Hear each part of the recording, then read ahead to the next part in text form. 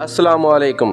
बच्चों में पेट के कीड़े हो जाना एक कॉमन सी बात है। पेट में कीड़े होने की अहम अलामात: बच्चों का रात को दांत पीसना, रंग पीला हो जाना, खून की कमी हो जाना, कमज़ोरी हो जाना, बच्चे का बहुत ज़्यादा खाना लेकिन खाना लगना ना, का बहुत कम लगना या बहुत ज़्यादा लगना, बच्चे के चेहरे पर सफ़ेद निशान पड़ जाना, ये इसकी अमूमी अलामात हैं कि बच्चे के मकाद वाली जगह यानी पखाना वाली जगह ख़ारिश होती है, बच्चे को उलझन होती है।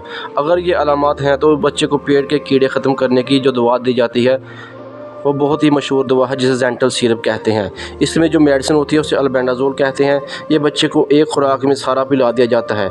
इसको दोबारा इस्तेमाल करने के लिए 3 हफ्ते यानी 21 दिन के बाद दोबारा दिया जा सकता है, जिससे पेट के कीड़े ख़त्म हो जाते हैं और वो पखाने के रास्ते मुर्दा कीड़े निकल जाते हैं, जिससे आपका बच्चा सेहतमंद और तंदुरुस्त हो जाता है। जज़ाकल्लाह।